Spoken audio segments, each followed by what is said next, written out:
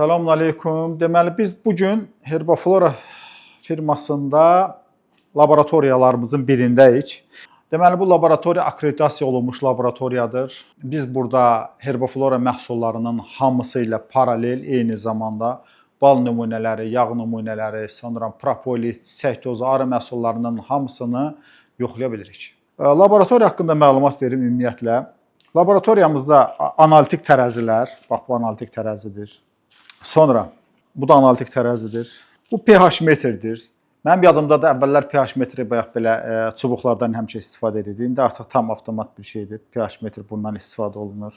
Sonra quru qalığı yoxlamaq üçün bundan istifadə olunur. Məsələn, tutalım ki, biz bura 10 qram məhsul tökdük. 10 qram məhsulun içində nəmlik nə qədərdir, göstərici nə qədərdir, quru qalıq nə qədərdir və biz bunu 10 qramı 7 qrama salandan sonra məsəl üçün tutalım ki, bunun tərkibindəki quru qalığın miqdarını yenə bundan yoxlaya bilirik. Bu da çox həssas bir tərəzi üstündə oturulubdur.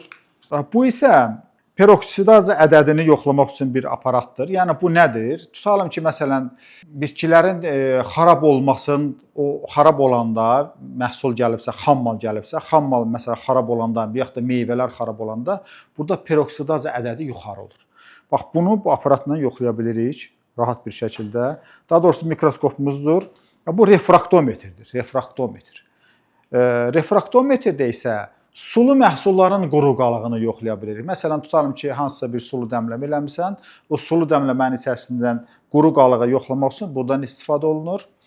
Və sonra sentrafugada yüksək fırlanma, yəni burada mütləq lazımdır. Bəzi analizlərdə ümumiyyətlə laboratoriyada mütləq sentrafug olmalıdır. Məhlullardır, bunlar gördüklərimiz hamısı məhlullardır. İstifadə olunan kimyəvi məhlullardır. Bu spektrofotometrdir. İndi mən bunların hamısını deməkdə məqsədim nədir? Məqsədim odur ki, Herbaflora məhsullarını, bir də bunları da inşallah eləyək. Bu da refraktometrdir. Bax, məsələn, bu su hamamıdır, bildiyimiz su hamamıdır. Bu idarə oluna bilən su hamamıdır. İdarə oluna bilən su hamamı deyəndə bu elə bil ki, tutalım ki, su hamamına temperatur vermək lazımdır. 100 dərəcə, 120 dərəcə, 180 dərəcə bunları burada verə bilirik. Bax, bu hər biri ayrı-ayrılıqda su hamamlarıdır. Yəni, mən bunları deməkdə məqsədim odur ki, bizim bütün məhsullarımız, istehsal olunan hər bir məhsulumuz ilkin olaraq Herbaflora firmasının laboratoriyasında özümüz tərəfindən yoxlanılır. Sonra dövlət təşkilatları tərəfindən yoxlanılır. İlkin olaraq bizim özümüz tərəfindən yoxlanılır. Və bu da bizim yoxlama sənədlərimizdən bir neçəsini indi mən sizə göstərdim. Bax, məsələn, bu propolisin spektrofotometrdə çıxarılmış analiz nəticəsidir. Yəni, bu nəyi göstərir? Bu onu göstərir ki, propolisin tərkibində insana faydalı olan nədir? Faydalı olan maddələrin toplusudur. Bax, bu faydalı olan maddə. Əgər bax, bu hissə, yəni bax, bu hissə nə qədər böyük olursa, propolis bir o qədər də keyfiyyətlidir. Nə qədər kiçik olursa, propolis bir o qədər də zəif tərkibi var. Bax, bu həmin onun göstəricilərindən bir bariz nümunədir. Sonra, deməli, bal nümunəsidir. Bax, bal nümunəsinin burada analizidir.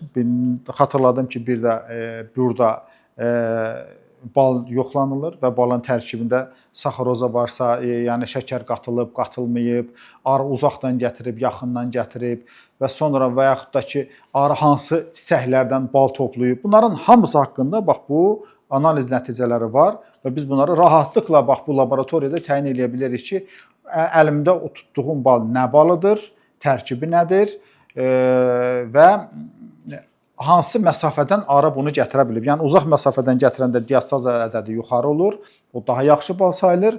Yaxın məsafədən gətirəndə isə diastaz ədədi aşağı olur. Sonra bax, bu əlimdə olan da bir analiz nəticəsidir. Bu, palma yağının palma yağı haqqında bir məlumatdır. Yəni, palma yağının yoxlanması haqqında bir məlumatdır. Sonra, bax, bu maraqlı burada nədir? Bax, zeytun yağı. Bax, biz özümüz də zeytun yağı istehsal edirik və biz istehsal etdiyimiz hər bir zeytun yağının göstəricilərini burada çıxardırıq. Sonra, bax, burada Güləm. Güləm haqqında məlumatdır. Güləm nə gözəl tərkibi var, görürsünüzmü? Yəni başdan başa faydalı xüsusiyyətlərlə doludur. Güləm haqqında bir məlumatdır. Güləm də biz götürəndə həmişə analiz nəticələrinə baxırıq. Sonra bu propolisin başqa bir göstəricisidir. Bax, mən də sizə burada 2 dənə propolis nümunəsini göstərdim. Və bu propolis nümunələrindən bəlli olur ki, hansı propolis daha yaxşıdır. İndi mən onu bir dənə sizə göstərərəm inşallah. Bu mənim özüm üçün də maraqlıdır. 2 dənə propolis rastlaşdı. Bax, görürsünüzmü? Bu da bir propolisdir, bu da bir propolisdir. Bax, hər biri bir propolisin nümunələridir, analiz eləmişik. Görürsünüzmü? Bax, orada tərkib cəhətdən zəngin olan, bax, bu propolisdir. Yəni, biz məhsul alanda da, biz məhsulun bu göstəricilərinə diqqət edirik. Arı yeşiyinin o yuvasının ağzında girən, yuvasına ki girir arılar. Bax, orada olan propolis daha keyfiyyətli propolisdir. Nəinki yeşiyin qıraqlarında propolisdən arılar tutur. Orada olanlar isə daha zəifdir. İndi məsələn, ola bilər ki, kimsə allatmaq üçün, kimsə çox pul qazanmaq üçün deyə bilər ki, mənim propolisim yuvanın ağzındakı propolisdəndir. Amma biz ona inanmırıq. Təbii ki, biz özümüz yoxlayırıq və yoxlayandan sonra öz fikirlərimizi, yəni öz analizlərimizə baxırıq. Bax, sonra çox maraqlı nələr var? Tutalım ki, hamının tanıdığı çörək otu yağı haqqında məlumat verim. Çörək otu yağının var, Suriya çörək otusu var, Pakistan var, sonra Həbəş var, sonra var, Türkiyə var, İran var. Hər bir yerdə çörək otu toxumu bitir və biz o çörək otu toxumunu da gətirəndə spektrofotometrdən buradan çıxardırıq. Əvvəlcə, yəni tərkibinin zənginliyinə baxırıq. Hansı daha çox zəngindirsə, hansı daha çox maddələrlə daha çoxdursa, yəni antioksidantlarla bir o qədər çoxdursa, biz o toxumdan istifadə edirik və o toxumunun yağını çəkirik və o toxumun özünü ekstrakt edirik bir sıra siroplarımızda və yaxud da ki, hər şeydə ondan istifadə edirik. Yəni, məhsulun keyfiyyətinə biz fikir veririk. Məsələn, tutalım ki, bazarlarda da bu günləri çörək otu yağı çəkilir, satılır. Yəni, insanlar gözü ilə görür ki, hə, mən gördüm çörək otu çəkildi. Şərt o deyil ki, sən gözünlə o toxumu gördün. Şərt odur ki, o toxum harada becərilib. Məsələn, toxum var ki, geni dəyişmiş toxumdur, daha çox yağ vermə xüsusiyyəti var, amma antioksidant özəlliyi yoxdur. Toxum var ki,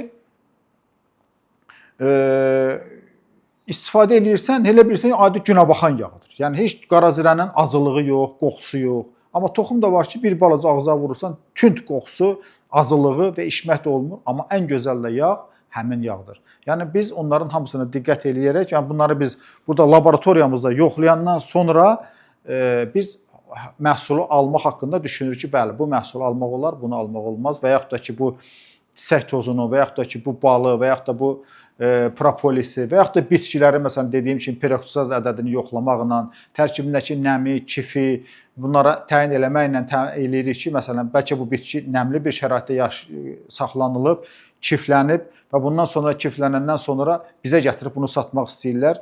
Biz bunları da yoxlayırıq, yəni laboratoriyada bunları da araşdırandan sonra biz qərar veririk ki, bəli, bu artıq zay məhsuldur və yaxud da ki, yararlı məhsuldur. Bundan sonra biz bunu istifadə edə bilirik.